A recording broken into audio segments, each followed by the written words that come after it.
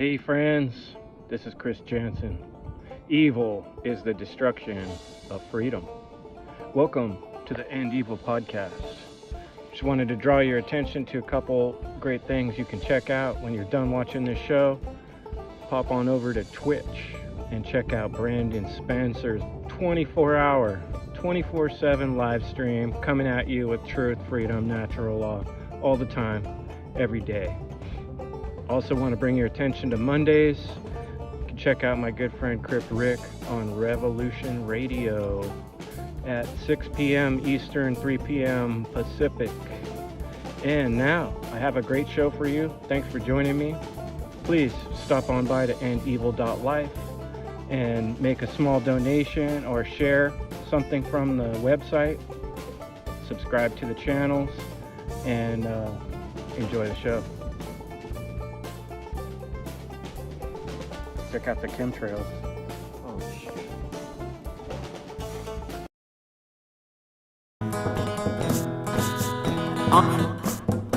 I'm in a cage. I'm in a prison. I'm in a mental prison, and a physical one at that, and definitely a spiritual one, whether that's recognized at a conscious level or not.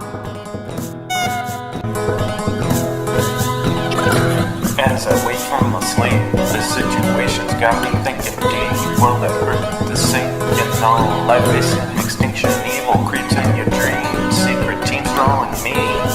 In the filling in the in-betweens. Mind control for the teens. Now they got you on your knees. I'm making my way through this open maze, but I'm dazed by mass confusion. All the images that they're using. There's the race to the tip of the top of the pyramid. The pyramid. Falling in, to this low level of spiritual awareness, such that these methods can have any effect over us.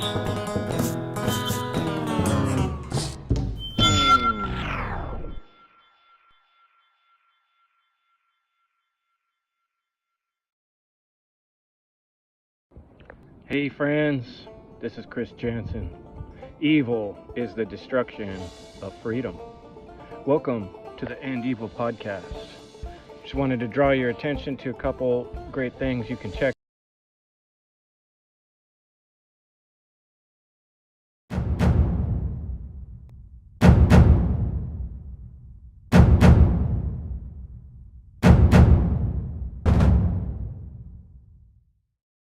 Understanding words is what you really need to start doing. You need to start doing your homework and understanding words. If you put an S in front of words, it becomes swords.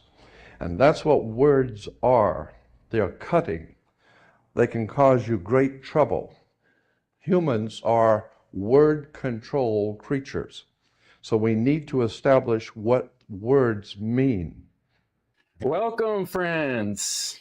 This is the One Great Work Warriors. We're back for another hard-hitting episode. We've been dreaming up for the past 3 weeks and challenging one another with our grammar to prepare for this rhetoric.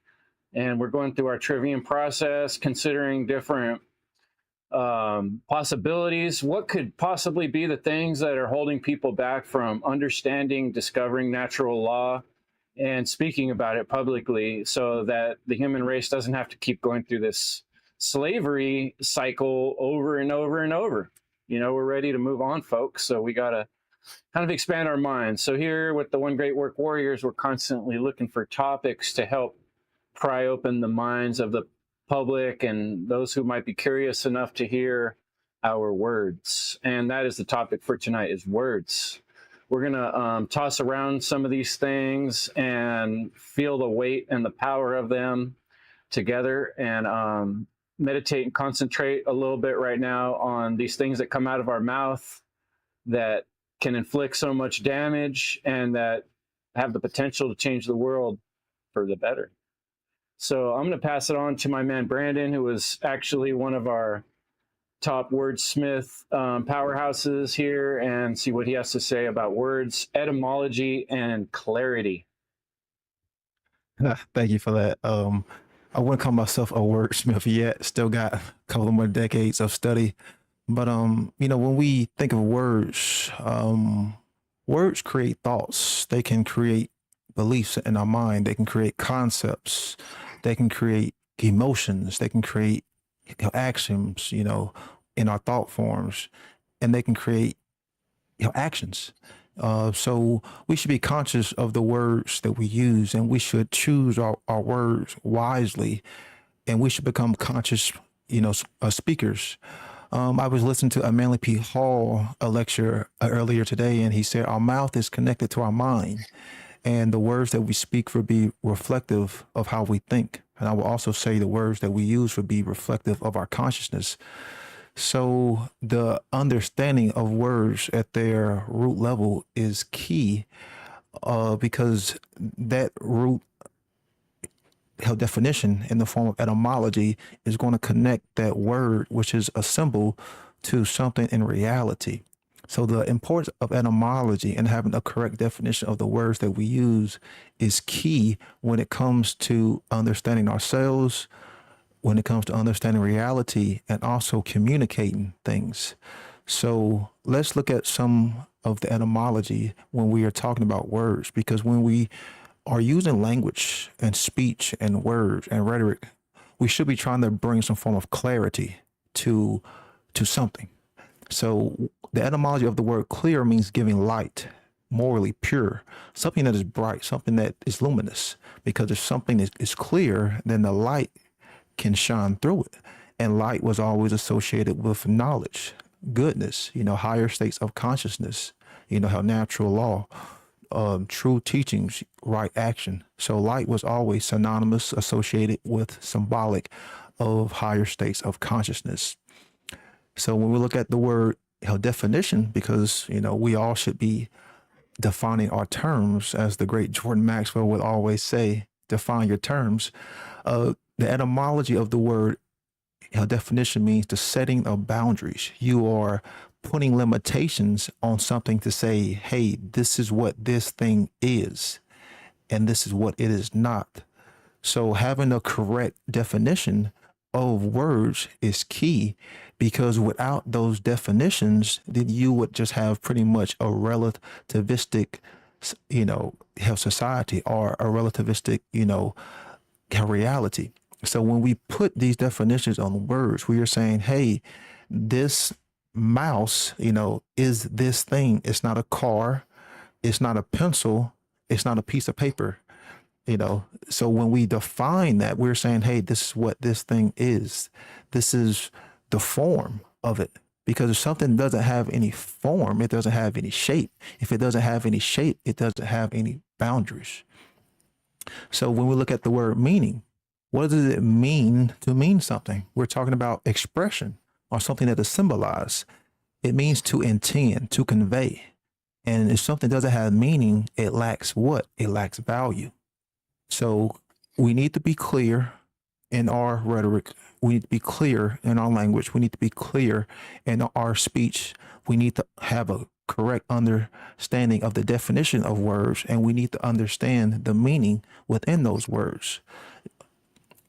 So when we define our terms, that creates a common ground when it comes to understanding.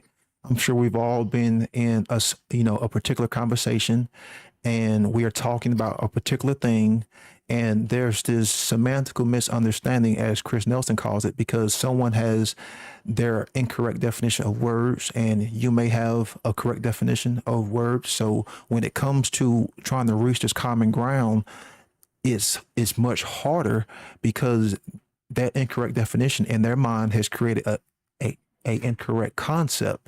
Then therefore you can't reach this common ground without that, clarity, without that meaning, without that definition. So anyone who is saying that the definition of words are not important is a fool, and they lack understanding of symbolic representation in reality. And this is the very reason why we are enslaved, is because we have been just we haven't been taught the correct definition. And as we grow up, we hear these words being used and we just repeat these words, but we don't really grasp the essence within the word. We don't really grasp the definition. We don't really look at the meaning. We don't look at the etymology. We don't look at, the context and how it's being used. We don't look at how the word has been developed, like over time. So the definition of words, using the correct definition of words. Therefore, we buy into correct ideas and correct concepts. And when we have the incorrect definitions of words, because like I said earlier, words create thoughts, words create beliefs, words create concepts within our mind. So if those definitions are incorrect, that's going to create incorrect thoughts, incorrect axioms, incorrect beliefs. And that's where the distortion comes from. So the truth is not about distortions. The truth is not about contortions or manipulation. So without these definitions, without these boundaries, we would just have a world with no form. And in a world with no form, we can just make shit up as we go. We could just make things up based on feeling, based on how it appeals toward us. And then sadly, we would be in the world of chaos, or this kind of postmodernistic world that they have constructed. And we see, saying, oh, well, you can just change the definition of words. Well, are you obfuscating things? Are you trying to twist and distort things? And that's my whole thing is, can you really change the definition of a word if that definition had already limited that word and was symbolic of something in reality? Can that really be done? So I'll pass it on to Derek. Cheers, Brandon. Yeah, thank you so much for kicking that off. Really appreciate that. And tailing off the last thing you said, I mean, like, people are hung up on the basic things that are just inherent in nature, as far as, the seventh cosmic law principle of gender. Like, people can't even answer a simple question nowadays. Like, what is a woman? Like, are we fucking kidding me? Like, that's the divine feminine gatekeeper, birth giving life form in this reality. Hello. Like, so whatever. But yeah, let's get back to basics. Cause hey, ¿qué onda? ¿Cómo estás? Mucho trabajo. Y la plein monde dans ce place là, les gars. Et je suis content. Very happy to have you guys here. We got, Jerry from Mexico. I'm in France, and Rick in Canada, and the rest in the States, and that's great. And yeah, I've had an interesting background. I'm not going to go over that really, but just speaking French. I mean, I took that in middle school and high school a little bit, just to pass, the minimal requirements, right? Like, a lot of people took Spanish, and a lot of people are like, why do we got to learn this stuff, right? It's a shame that, there were certain angles that weren't emphasized as to how this can enrich your life and stimulate brain activity. And I swear, like, once you're bilingual, there's something magical happens in there. But to go back to etymology, because, our language is constructed, with Germanic, Latin, and Greek. And the word etymology, let's break it down, right? E-T-Y-M, etym, means true. It's from the Greek word etymos. And, ology is the study of, the word from logos, right? The word, thought, explanation, that kind of stuff. So etymology, the study of whatever, right? So I know we're all down with the philosophia, monomia, like the love for knowledge. And taking it back to that divine feminine goddess Sophia. But anyways,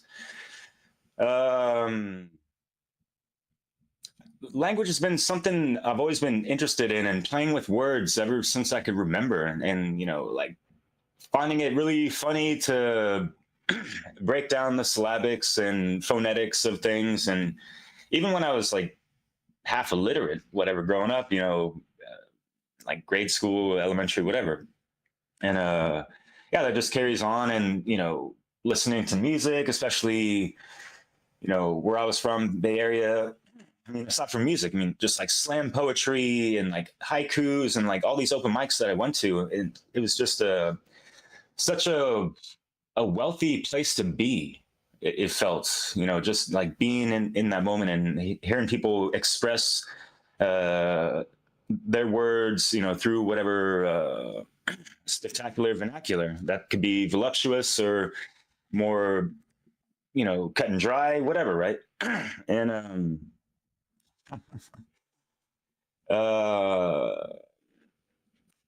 because it's easy for people to kind of misinterpret, what people are saying, no matter how clear people can articulate these things. And going back to what Brandon says, like, yeah, people have like a different idea or definition or meaning in their head about specific words or phrases of words, and a lot of times context needs to be really taken into mind when we have conversations, when we're listening to things and all and everything. Because there's a gazillion podcasts out there with a lot of people, with the Dunning-Kruger effect, tossing up word salads, a little bit too much. It's not always a bon appetit as far as soul food is concerned, but whatever. So, geez, I lost my train of thought for a second there, but I'm gonna pass it off after I just mentioned real quick that just learning French, it helped me out so much because like having that Latin-based language and how it ties into so many words in English. I kind of racked my brain, like going way too much French and kind of lost sight of some of my English that, years ago, which is kind of funny, right? And ironic. But at the same time, it did kind of help me understand words and meanings on a deeper level, and being able to make connections to things and even like formulating little rhyme schemes or whatever my little spiel is sometimes with that. It's just it's like, oh, we're not here to fucking nerd out on, language and words. It's like actually pretty important. And especially for those trying to produce content or whether it be through videos or write articles or do your essays, whether it be just, writing them, putting them on Substack or, having video essays to that. We want to have our words razor sharp so people can really understand it, have them understand it at the, best possibility, I guess, if you will, for lack of a better explanation. And that's why we're here, because we're trying to sharpen our swords, S words, like take the S off of, the sword and you have words. And we got to understand that language is the battlefield, and the dark occultists have, done this for eons. And so, it's been quite a humbling path for me, like just having to listen so much and being corrected all the time through, my learning experience being over here in France, and not really wasn't up to snuff from the get-go, of course. I've been out here since like 2008, so it's been a long time coming. And c'est la vie, les amis, in place to be. So what's good, my man Jerry? Yo, what up, yo? It was great what you said. I've been taking notes, and I was going to say this till the end, but I just want to share. Yes, I am bilingual. I learned Spanish as a kid from my grandmother, and it helped me a lot. I was about 8 years old when I moved to Mexico, and I was placed in a classroom of Mexicans, and I only knew one word, which was what? What? And that's how I learned Spanish, just by asking what? What does that mean? So funny how like that came to be. And later on after high school, when I was in high school, I really barely passed English. It seemed like hard work, and I was dreading it. I passed, because I guess I would pay attention to class, so that's how I made it through. But I never really sharpened my skills, which you touched on, Derek, the importance of it. It's super important to know your words, the definitions of words like the back of your hand. And it's easier to express yourself once you know these words. You get a better picture of the world, and that's what we're going to talk about is the importance of definition, right? We use definitions to understand our reality. But what I wanted to talk about was the literary importance. So I'm going to read a little bit from the slide from Brandon Martin's Green Language presentation from Funnel 2. Literature is of crucial importance to those who wish to bring more collective awareness and help evolve humanity into a higher state. That's all I'm going to read. Read, guys. We have to read. Reading is how we become free, how we understand words, sharpen our words, because they're spells. And this brings me to the last roundtable discussion we had where Brandon talked about white wizardry. So we want to use our words for good. And what I'll be touching on during this roundtable discussion is nothing new. It's nothing that hasn't been said yet. So how did I get here really quick? I looked up natural law because I didn't understand the meaning of those words. And now fast forward, I'm here doing a roundtable discussion with the One Great Work Warriors.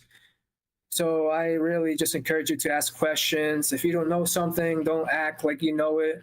Like, it's okay to say, I don't know. Write it down, look it up. That's what I've been doing lately is if I don't understand something, I'm going to ask. Like, for example, Derek, you said something about Slavics. Is that what you said? Syllabics, especially, multi-syllable stuff and seeing how things kind of rhyme together and kind of match up, correlate, and that kind of stuff. How do you spell that? Like syllable, S-Y-L. Okay. See, that's the context, because now I get the context and I can understand what he's saying. Without that, I can just make shit up in my mind, and that's fucking like relativism. And then, how I said, how do you spell that? Because it's a spell, right? It's like we have to consider that, be conscious of our words, like Brandon said. So I got here by looking up natural law. The rest is history. All right, so I'm just going to get into a few, I'm going to answer some questions. Why is definition important? A definition has the potential to provide clarity. At their best, definitions act like a compass, providing a lost reader with several potential directions from which to proceed, or listeners.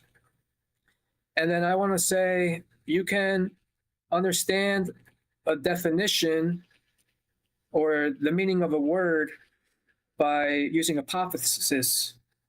For example, we can describe natural law by describing it as it is not the law of the jungle.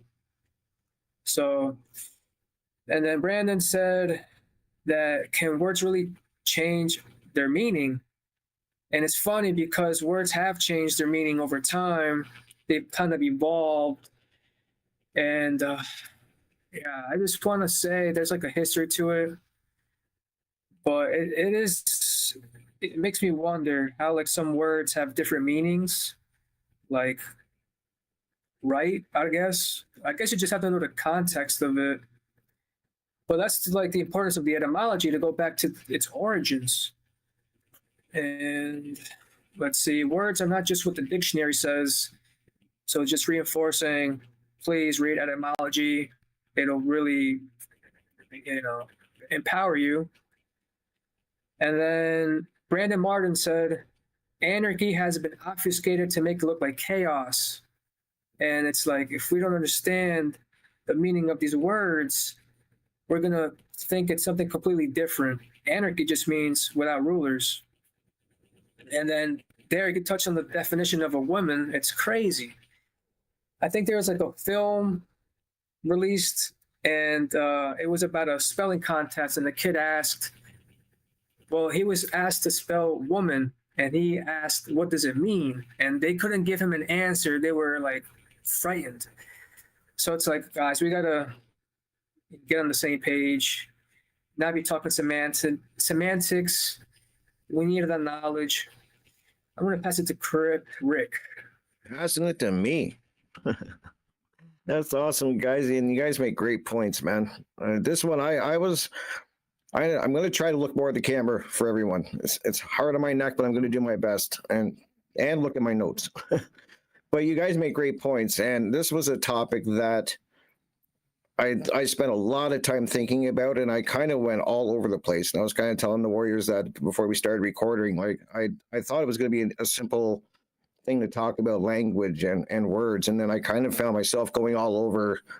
I kind of went all down these different paths, and it was really a cool exercise in doing that, but I kind of had to pull myself back because it was just going all over the place, and so I tried to simplify it. I even simplified it to the point where I was like, it fascinates me, like how language even began, like way back when.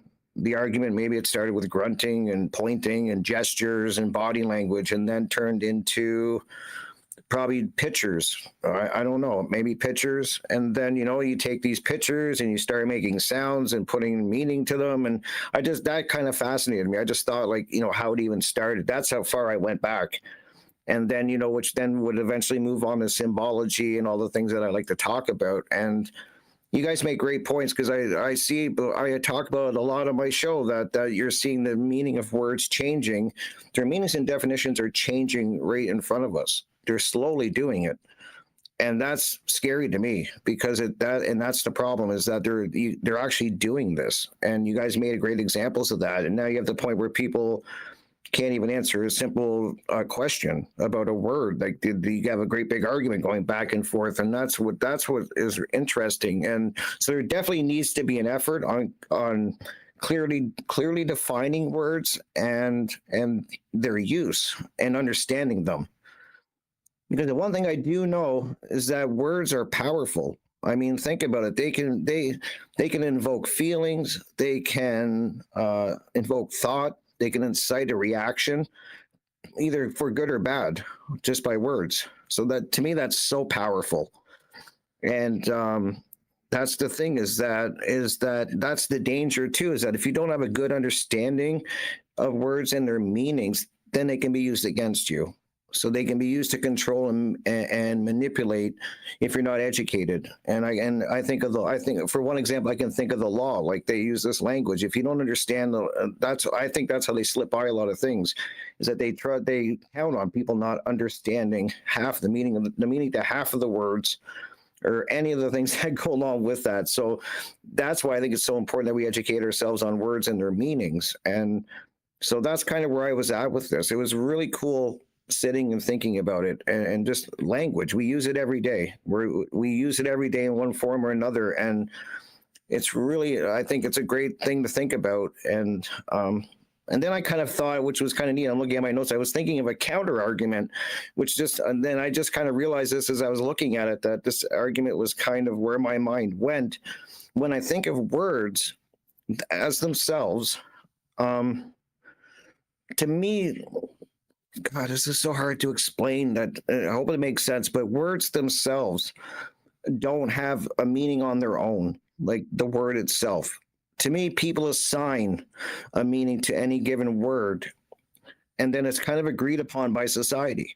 And this is just a counter argument, so you guys can tear it down, you guys can add in, but that's where I'm kind of at. That's where it went with my thoughts, is that society gives meaning to these words, and it's agreed upon. But what happens when everybody has a different idea of what a word means? Which I think what is happening, and I kind of have examples. So you have the word anarchy. We talk about it. We talk about rights. We talk about morality. We talk about ethics. And I guarantee you can go and ask 100 random different people. Just go out in the public, 100 random people, and ask them the meaning or the definition of these words that I just said. And I would guarantee that you're probably going to get close to 100 different answers. And what's interesting, that's my point, is that words have have very different meanings to each person in many cases, and that's the problem. So it's really important, and I find myself doing that, like you guys were saying. I go back and look at words, and I love doing that. I love going back and finding out the root, what the meaning of this word is and how it's meant to be used, and I do that a lot now.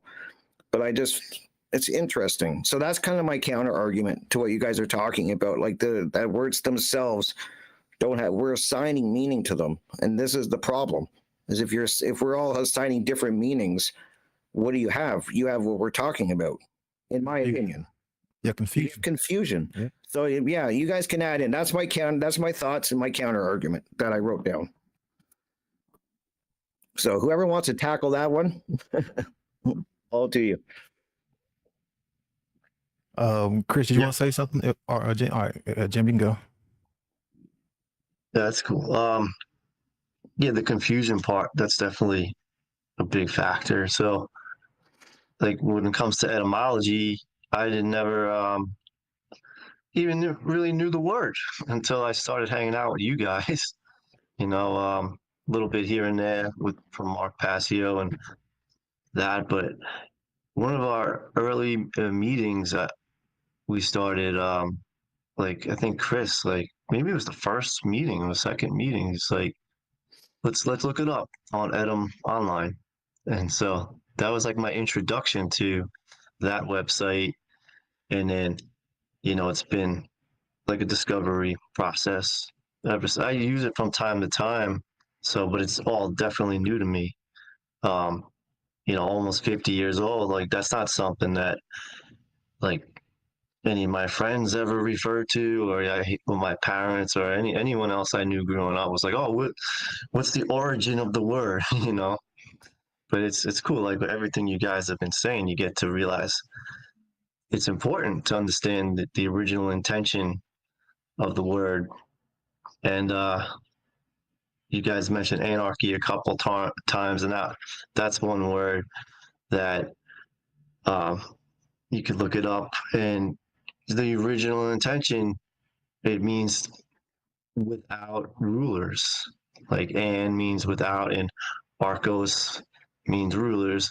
So it's like it was intended in a positive way, like to imagine what kind of world we could live in without believing in the legitimacy of rulership over you, But then if you go Google anarchy or do any search on it, you're going to see right away that it means chaos. Like to live in a world without government would lead to, that's what we've been indoctrinated to believe. So that's an example of one of the most common ones we use, how a word has been distorted and creates that confusion. But that's why it is cool to go to the origin. And so another one you hear a lot, we mention, is government, right? Like ment, mental, mind, mental is, and govern means to control, so mind control. And these are things maybe when people first starting out, learning the etymology of words is definitely part of the waking process. When you say, wait a minute, that's fucked up. That's what that really means. It's like, wait, how come I didn't know that? And then you go and tell people and they're like, oh no, that's bullshit. But I was so something that I recently found myself just checking out on Edom Online was the word ecology and then economy, because I was like, oh, how come they both start with the same prefix eco? And as part of I'm always thinking if we focus more on ecology instead of economy, would be the world would be a better place if our decisions were made ecologically instead of economically. But yeah, so I found myself looking up the origin of those words, and basically oikos was the origin, which means living space or house or dwelling or your environment. And logi, or the study of, so study of your environment. And economy is same thing, oikos. Anomy means manage. Nomy means management of your environment. So, I mean, these are just things that it kind of gets fun to look it up and try to get your head around, like where these words come from. So what's interesting is ecology was only coined in like 1873, and economy was 1530. So it took 300, or it's fairly recent where people are only starting to even think about studying the dwelling place, but much earlier we're trying to manage it, you know? So study the interactions between people living in the same environment instead of managing it. So I'll pass it back to Chris. Word up, word down, words all around. My mind's all scrabbled out right now. I love words. That passion, words are fun. And when you start getting into this, you start seeing all the connections and similarities. And I'm going to come back around to that. But first, I want to tell you guys a little story. I remember when my first daughter was very young, my wife was reading about teaching sign language to children. And this was one of those amazing experiences of my life, watching an infant learn to speak and learn to communicate, because the communication started happening long before the speaking came. I mean, there's all this communication happening early on with the eye contact. Just the eye contact is pretty amazing by itself, and how much you get out of that. But then I remember one of the first things we were working on with her was food, and you'd go like this, and the first time when she was hungry and she went like this, it's like, we're so freaking excited. Like, now this little being that we're in charge of knows how to tell us when it's hungry. That's freaking huge for survival, like, it's a big win. Very exciting. But that whole process of how the infant learns, they're watching you, they're looking at what you're doing, and they copy what you're doing, right? And that's how a lot of times we communicate. I don't know if you've ever communicated with someone who speaks a completely different language than you. You find yourself kind of like copying them, even though you don't speak their language at all. I've tried to do it with Vietnamese or something. Like, I find myself like starting to take on their accent, and I'm like, what am I doing? But it's a natural inclination. There's a word I want to dig into. Words are exciting because they have so much in them. And when we have the drive in us to communicate with other beings, and it's a power. It's a way to leverage things in the world. If you want to make a trade with someone and you have the ability to communicate with them, then you can make the trade. If you want to make a bargain and get the better end of the deal, the better you can communicate your value or what you're offering, the better chance you have of coming up on that deal and getting a good end of it. So your words and your spells literally are magic. This is what magic, real world magic is your ability to sling, like the gunslinger, words, and the bullets are your words and how you express them.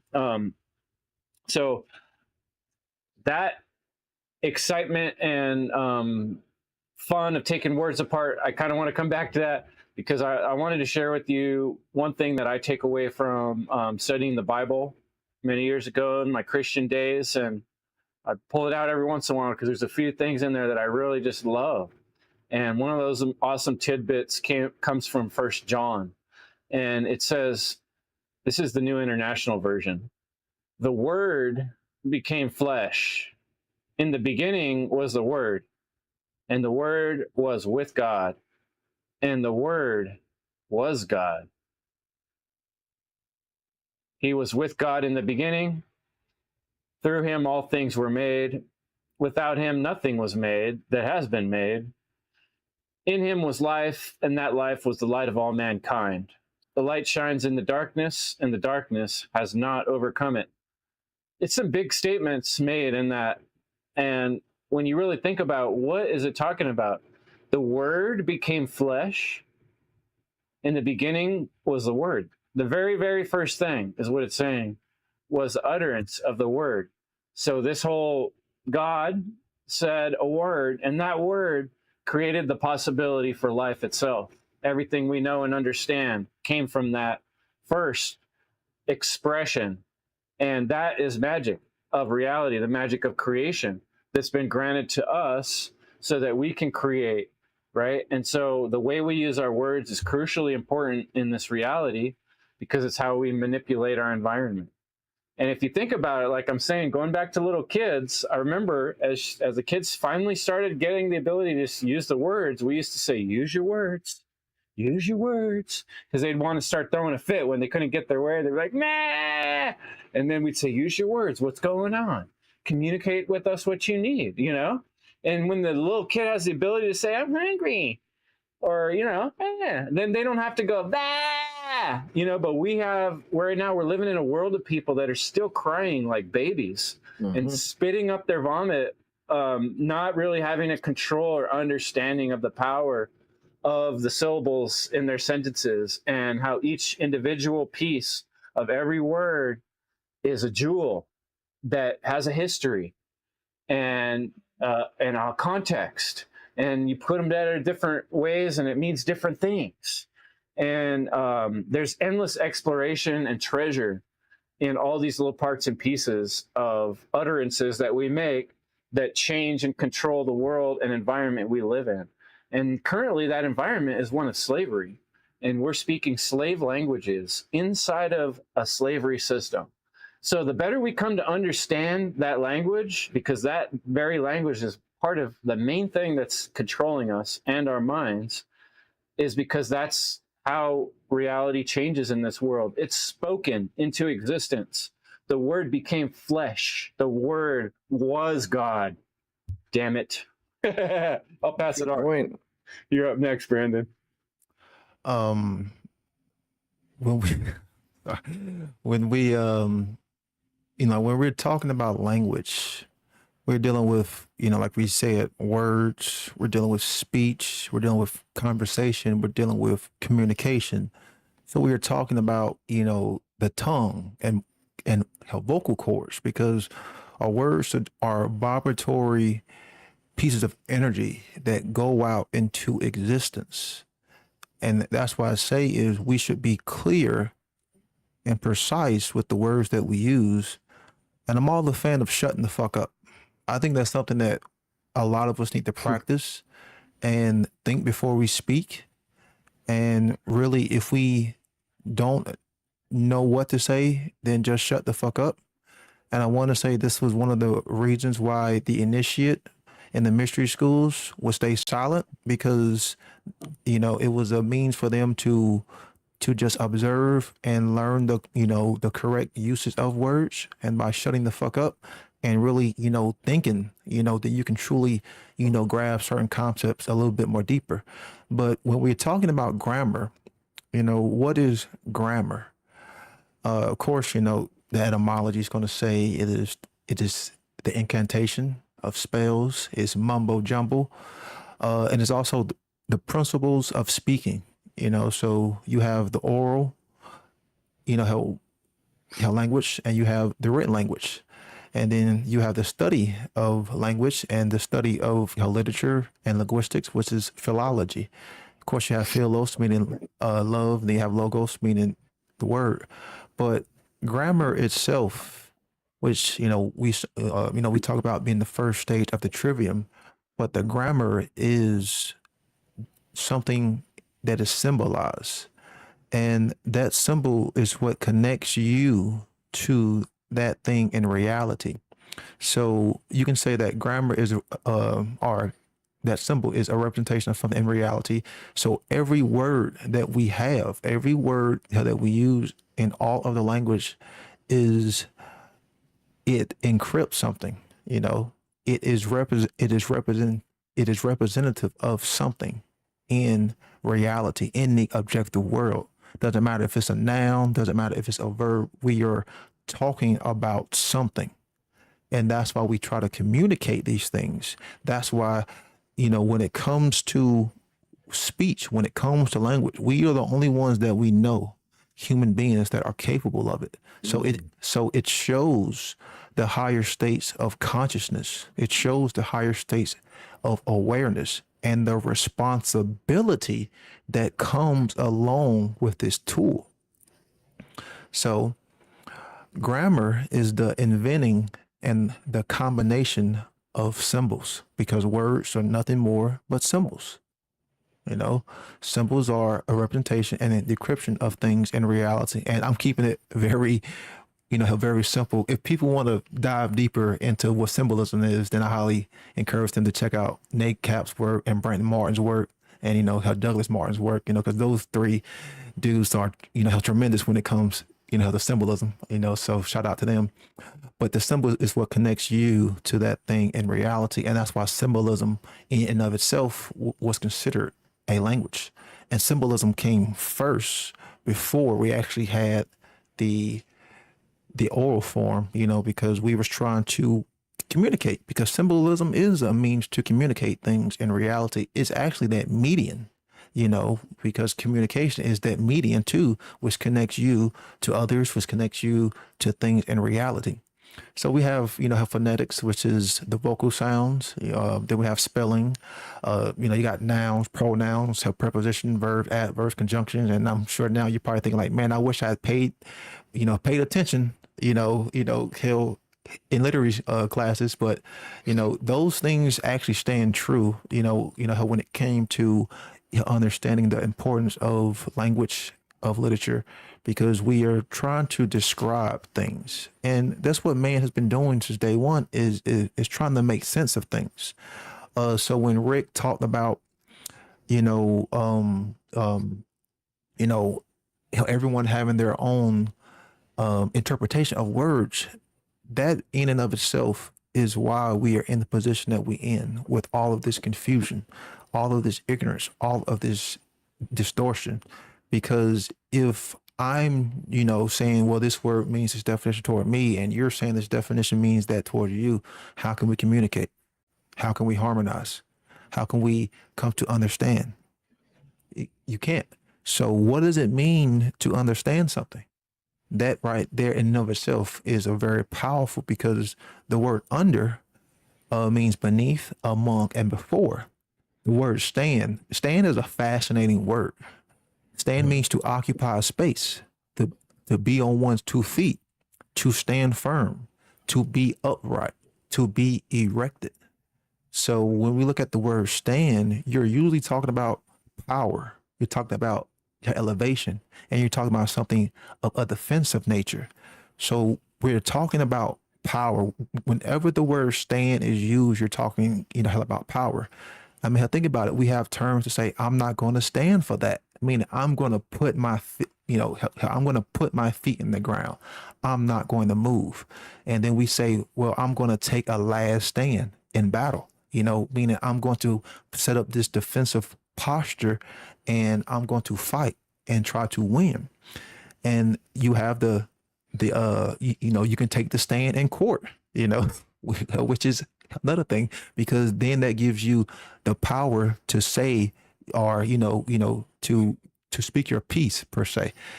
And then you have the pulpit stand, of course, like in the church, where the priest is on a higher means of elevation than you. Then you have the hunting stand. Unfortunately, people do go out and take animal life still, but they get in the stand to get that means of better perspective, to get that advantage, to get that tactical elevation. So when we're talking about, being on one's 2 feet, standing firm and being upright, being erect, we are talking about being in a position of power. If something was upright, that means it was moral. If something was upright, that means it was just. So, hell, again, we're talking about words that were synonymous with morality, good, justice, and natural law. And the reason why this was so is because things that was considered higher in elevation that pointed toward the sun, they were considered upright. They were good. They were moral because, again, the sun was always associated with knowledge, with light, with higher states of consciousness. So when we truly understand something, we are imploring that the light, the clarity is coming in. Therefore, it gives you elevation. It puts you in a position of power to make a choice. You know, it puts you in that position of power so you can make that correct choice, hopefully the moral choice. And that's why we have, have those terms like I mentioned earlier, we have to stand or, like I'm not going to take a stand because, usually when people use those terms, they think they are talking about the right thing, but there's difference to think you're talking about the right thing and actually know what right is. So, having the correct understanding of these words is so important because without that, and I'm going to keep saying this, we will be ignorant of the objective world. We will be ignorant of ourselves, and we will be ignorant of natural law. I mean, just think about it. If someone thinks that they have, or if someone thinks they can, have their own interpretation of what right is, then someone else has their own interpretation of right. Then 100 people, then 1,000 people. What kind of world are you going to have? The same world that we have now, a world based in moral relativism, a world based in authority, a world based in tyranny, a world based in slavery. We have to understand and stand under and hold the space on our 2 feet when it comes to our own knowledge, true definitive knowledge of what's right and wrong. Therefore, we can share this ground that we have planted our 2 feet on, not just with others, but with other beings. So, whenever you're talking about stand, you're talking about a position and power. So I'll pass it on to whoever.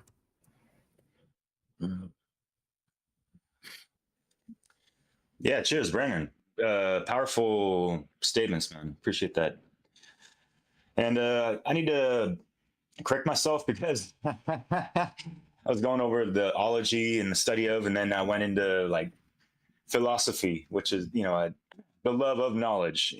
I was getting ahead of myself. I wanted to go into like phonology, with the whole phonetics. And I promised myself I wasn't going to get cute and trying to, be all, playing with words a little too much. I want to be clear and, for folks to understand at the best of the opportunity and possibility. So, going over the 5 domains of language, there is phonology, the rules of speech sounds, how phonemes are used, and like think of, I'm in correspondence with people in France, and those are francophones, Anglophones is English, right? So, yeah, I'm sure people understand that basic understanding. And then morphology, the rules of word structure, how morphemes are used.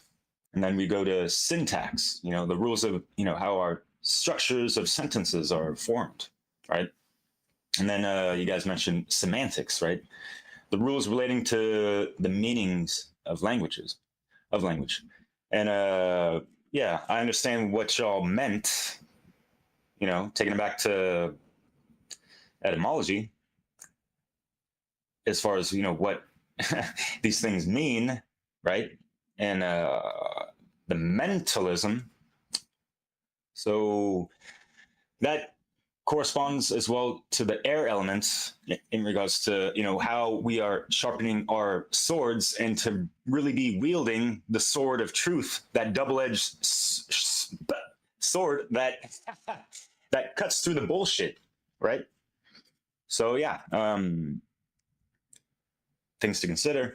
And then after mentalism, there's correspondence. Like, what are we doing right now? We are all in correspondence with each other. That's part of communication, right? And to take it further into the as above, so below, as within, so without. Like, what is our inner correspondence like? What is our inner dialogue like? How are we forming words and thinking about ourselves and that kind of stuff first and foremost? And that's going to correspond as to how we have correspondence or communication with other people, right? So these are things we've mentioned in previous discussions, and not like this is our forte per se. And that's an interesting word right there, because that, in French, it means strong. And what is like fort? Take the E off and drop the accent, of course.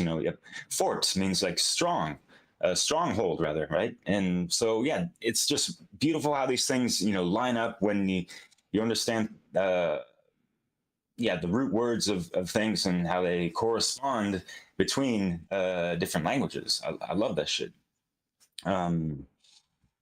But what I don't love is that Orwellian double newspeak or whatever the hell that people are all caught up in, right? So, yeah, that's unfortunate. And that, Chris, really cool story of, the baby language and all this stuff. And in the in the land of Babylon, where people are babbling on like babies, that kind of stuff, right? So these are just things that I've always had in the back of my mind that have motivated me to, step my game up and increase my level of understanding grammar and all these things. And we bring up the trivium so much, and it's great, So every time I say the word grammar or hear it, I'm always like, oh yeah, trivium and that kind of stuff. And going back to the S words, swords, and the air elements and that kind of stuff, and how, what kind of intellectual arsenal do we have at our disposal through, the intake of grammar and understanding these things and working them out with our rhetoric and refining that, right? Interesting thought that came to mind is a metaphor, if you will, taking the trivium, grammar, logic, rhetoric, or knowledge, understanding, wisdom, right? Think of a bow and arrow. At least the shaft of the bow, let's call that like the foundation, our grammar. And I guess the string is, that flexes out. That's like our depth of understanding. How big the bow is might be, corresponding to how far back we can pull that, bow, right? Or the arrow. And the arrow is our, our rhetoric, our speech. And Chris, you mentioned this in another show months ago, which is why I've had that in the back of my mind. Like, damn, that was, on point. And so, are we going to be, really aiming true to our target audience, or the people that we're talking to on a daily basis? It doesn't matter whether you're at work or with your kids or family, relationship wise, all these things. And it especially has to start with yourself first and foremost. Let's take it back to the first principle, right? So anyways, Hey, just one more thing, Derek, on your sword allegory. The way a sword is molded, as I understand, you're beating the steel over and over, and then they're bending it back over itself. The more times that it's beaten and heated, and you're working it. And you were using these terms too, like working it, right? And that's kind of like the language. We got to keep going down these trails and beating up these words. And sharpening too, process is a slow process. You're like with a whetstone going down to finer and finer grades. It's a lot of rubbing, right? So you're refining as we're talking to each other and having conversations with people and practicing our rhetoric. We're refining our sword and making it sharper by practicing with it, by shaving the edges off, by keep on working it. It's not just an overnight thing. You make a sword by beating on it over a period of time and keep on, Yeah, great. I love that. A lot of images come to mind I love how you can explain those things simply, Chris. Yeah, I appreciate that.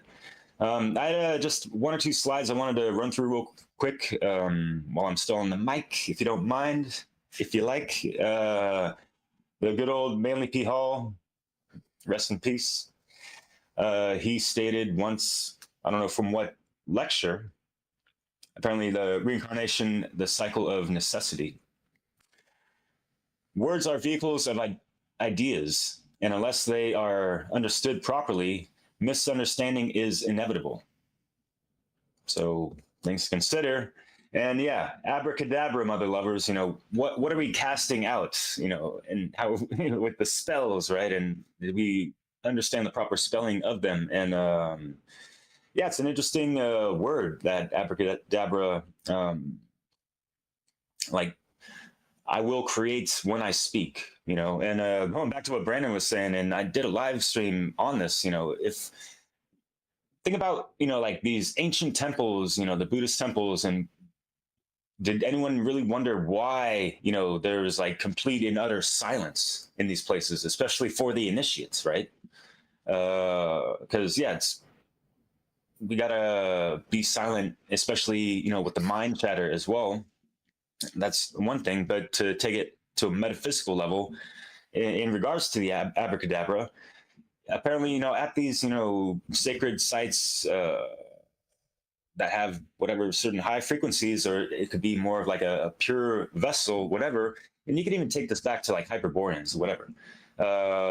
Like what you connect, like literally speak, can be manifested, that kind of stuff. So yeah, we need to be careful with, our thought process first and foremost before anything comes out of our mouth, so things to consider, just like prefix, suffix, and roots of words. A prefix, break down real quick. A group of letters added to the start of a root word to change its meaning or tense. The base word the root is the base word that gives the word its meaning. And the suffix is the ending, a group of letters added to the end of a root word to change its meaning or tense. And suffix examples real quick. I mean, think of like, for instance, the importance, ANCE, meaning an action or state, or like age, a result of, what is the wreckage, what is the damage, what's the result of that, so it's, learning about these things more and more, it just helps us, sharpen that sword. And out here in France, we got the parliament, right? And I threw in a little interesting breakdown of those words, like to speak is to parler, right? Parlez-vous français? Y'all know that one, right? And so parler, and then mentir, mentir, it means to lie, actually. And then, yeah, of course, MENT, that's, mind, mentalism. And the parlementaire, actually, what they have, yeah, terre means earth. So it's like they're lying to the people on earth, in a sense.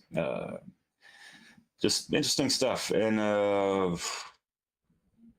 les amis, Jerry, back to you, brother.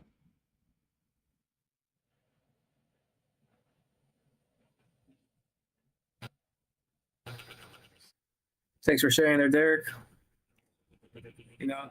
Once again, I got to thank technology for allowing us to communicate with each other across the world. And yeah, one thing that really had me thinking about what Brandon said was how, we need knowledge, because ignorance leads to chaos.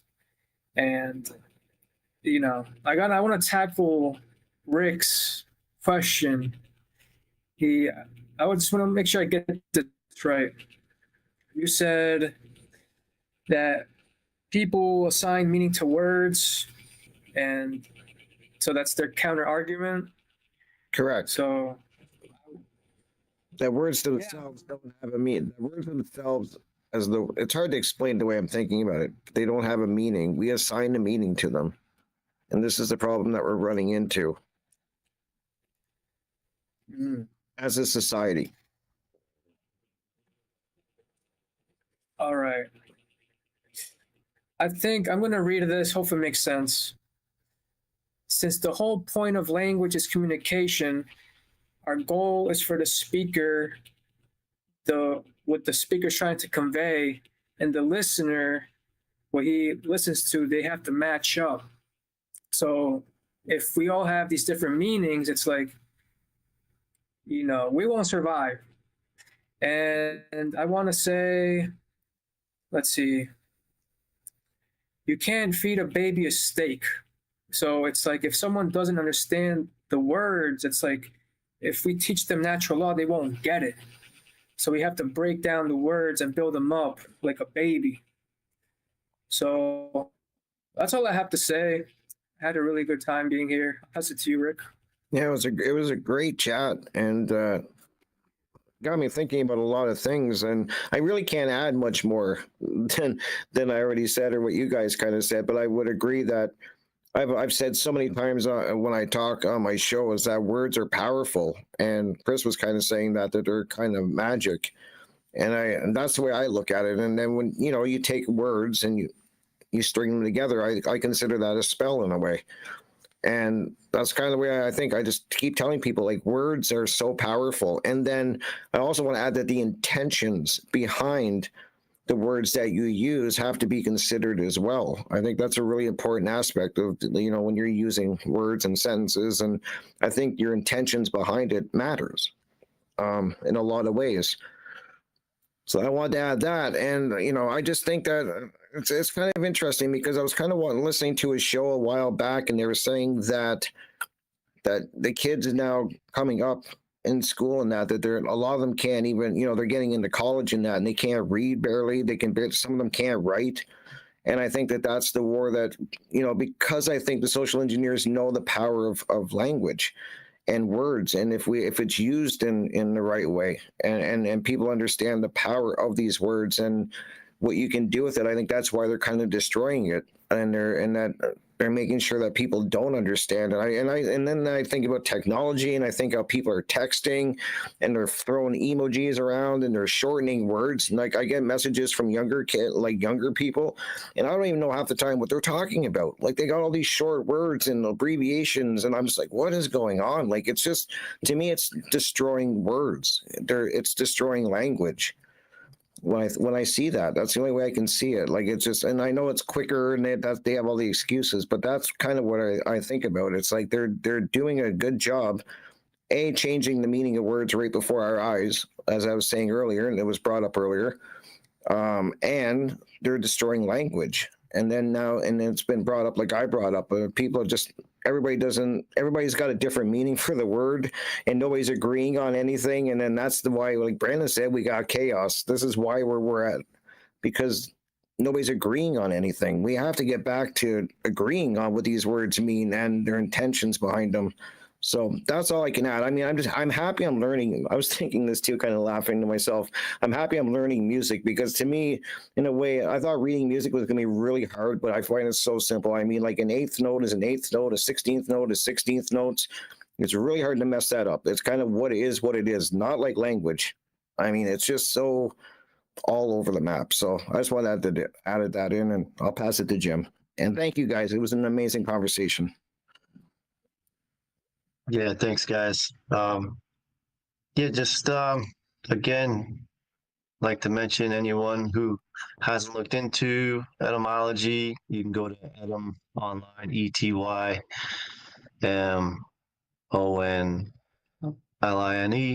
Etym online. That's a great source for looking up words. And then I'll just end on this one word. Like you can go look it up, evil. And it's got it says a bunch about it, but basically, it was the old English, and they spelled it YFEL. I'm not sure how they originally pronounced it, but it would be like FL, like evil. And it meant bad or vicious or more immoral or causing harm. And basically, the noun for saying anything that causes injury, anything that harms or is likely to harm, right? Conduct contrary to standards of morals or righteousness. That's evil. But getting back into confusion and distortion, we all think we're led to believe that evil is like Hitler or like Dr. Evil or like a serial killer. Like it can't be us like that are evil. Like, but it's like if you're contributing to harm, say by supporting and contributing like money towards war, well, guess what? That's evil. So there's another word that gets, misused. So chances are you are evil. You don't want to admit it. So there's a good way of looking up the origin of a word and saying, oh yeah, maybe I am that. So anyway, thanks guys. Thank you for the talking. Yeah. Can I just say something real quick? I think you get a triple letter score for that word. Yeah, man. Like 4. Jim, you mentioned the original word of evil is YFL, kind of spelled like that. Ephel. YFL, that old English. I mean, that reminds me of phonetically like Eiffel Tower out here in France, right? Interesting things, and it actually does have like the Eye of Sauron kind of circling around 360 degrees around the city. Yeah, you've been there before. You know what I mean. And just to touch real quick, and this needs to be emphasized just a little bit more, I feel. Rick, you brought up the great point of like the whole oversaturation of emojis and how things have just been watered down through text messages, and like it seems like we lost a more pure interconnectedness with ourselves in this digital age and social media and all this stuff, because through text and emojis we're not seeing people's body language. That's another thing that needs to be emphasized a little bit more. Like we're talking about language, right? But what about how are we expressing ourselves and all this stuff? It ain't got to be all like woo Italiano style, whatever the hell, and like all these influencers and NLP idiots, whatever the hell. Like, sorry, but not really. But yeah, there's like tonality of the voice and your cadence and all this stuff. So things to consider. And thanks so much for listening. Thank you all for contributing some great points, gentlemen. Yeah, intonation, isn't that another word? Yeah. There's some Intonation, yeah. Go ahead, Brandon. Chris, can I pick up on Derek's and Rick's point real quick, and then how you can wrap it up? Because I was going to talk about that. Is we have the oral form of language, then we have the written form. The written form is where you can easily create distortions and confusions. We've seen this, with the early forms of the church, and we see this a lot in the propaganda and the changing of books. And the problem with the written form is you don't get to see the expression. It doesn't really showcase a lot of clarity. It doesn't really showcase a lot of context. It doesn't showcase a lot of framework. It doesn't really showcase the allegorical nature. It may not showcase, the metaphorical nature. It may not even showcase the symbolic or the figurative nature of what's trying to be stated. It usually shows the literal sense. And that's why, like when people will read things, they take it so literally. So whenever we are dealing with, groups or, involved with the written form, we have to be conscious that a lot of context gets left out. And the word context at etymology just means to weave together. So if the context is being left out, then there's a lot of things that aren't being weaved together, and then that leads to more distortions, semantical, misunderstandings, and just more ignorance. So we have to be self-conscious. We have to be aware that whenever we're dealing with the written form of language, there's a lot that could be possibly being left out, and that's why, it's so easy to, what they say, rewrite history, because when you're writing things down, you can easily change things at the stroke of the pen. And that's why, they have the old saying is the pen is mightier than the sword, because you can just change stuff on paper that make people believe it. So I'll end with that. That's a great point.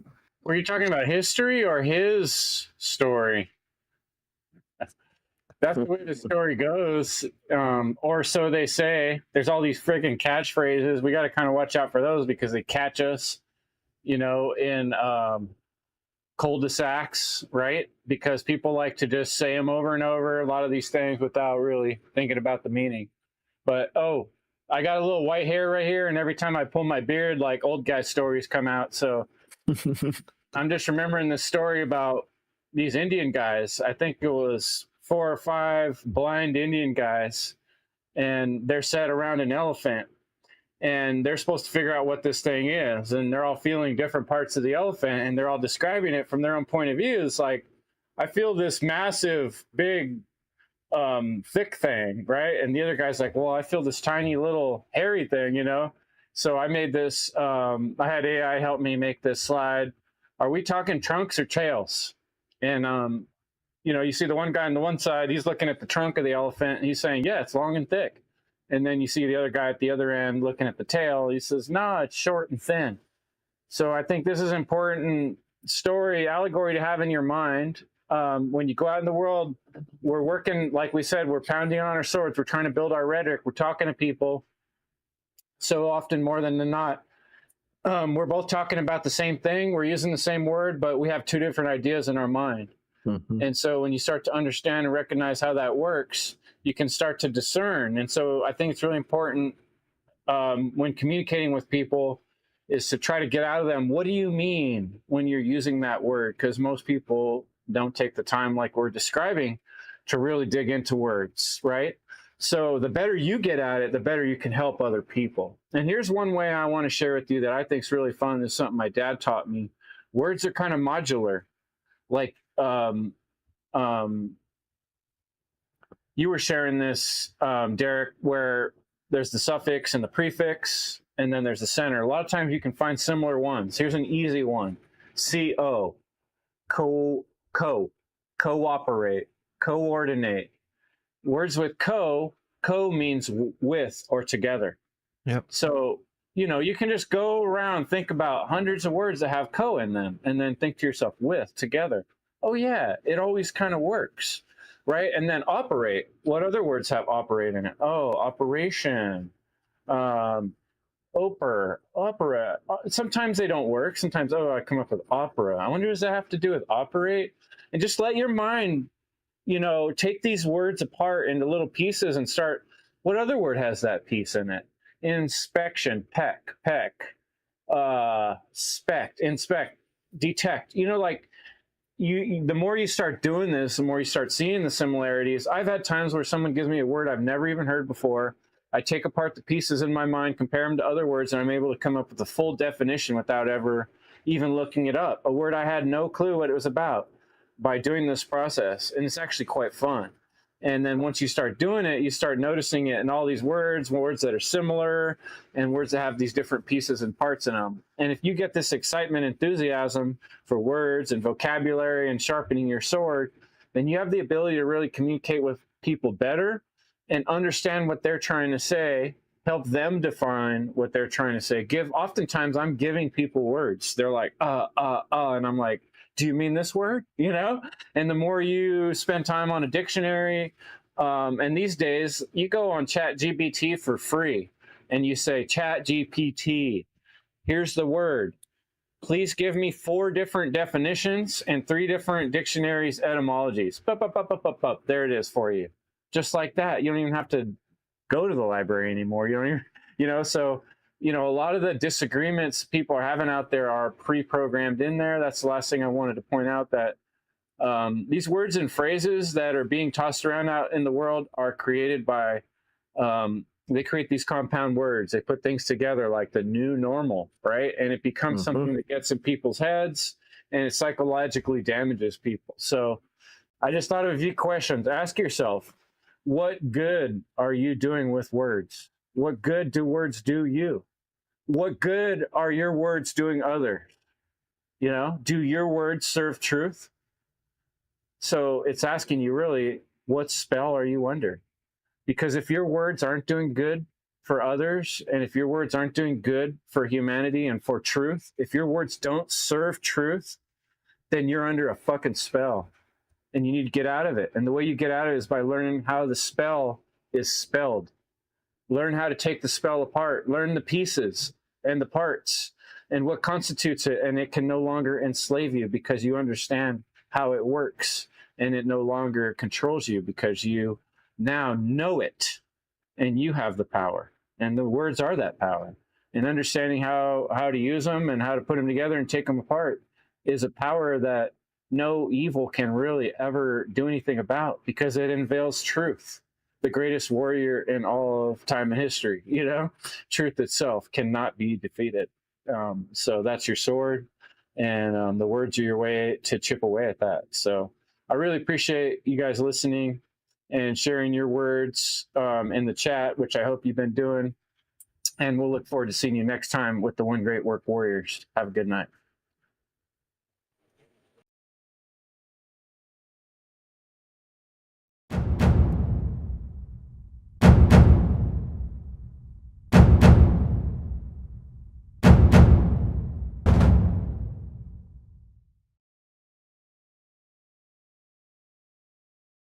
Speak the language of the times. There's a conversation going on without us. We are burdened, we are blind. Only just a few control the world around us. We're cogs in a wheel that go round and round. Some are going up and some are going down. We got lovely voices, but we make no sound. We make no sound.